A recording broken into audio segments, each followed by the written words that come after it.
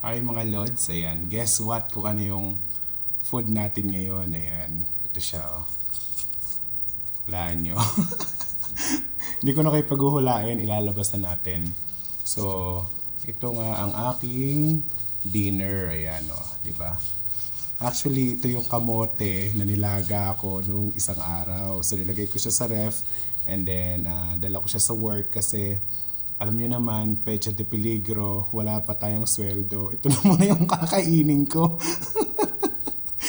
wala, wala pa tayong sweldo, so wala tayong pabili ng pagkain. So, kamote muna tayo. So, ito kasi yung available dun sa ref. Ito yung available na food. So, ito muna yung kakainin natin. So, we'll try it.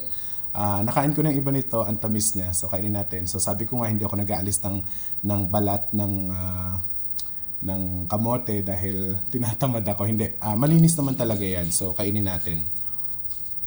Diba? Napakatamis. Ang harap. Yan. Tsaka, napakaganda ng health benefits nito. Lalong-lalo na kapag wala pa sweldo.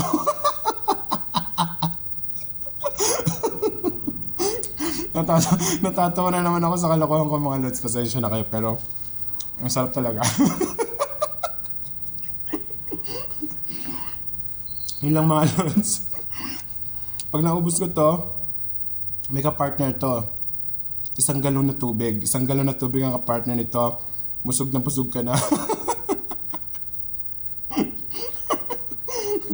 Nga, puro na lang ako tawa. Pero masarap talaga siya mga lods. Diba? Ang tamis. Made of ano to? Made from Vietnam. Sarap.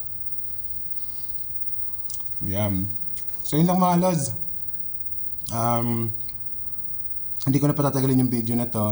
Na-share ko lang sa inyo na for tonight's dinner, ang dinner ko is kamote. Ayan, kamote na napaka-healthy. Lalong-lalo na pag matagal pa ang sweldo. So yun lang mga lods. Maraming salamat. Bye-bye. Thank you sa panonood. Thank you. Bye-bye.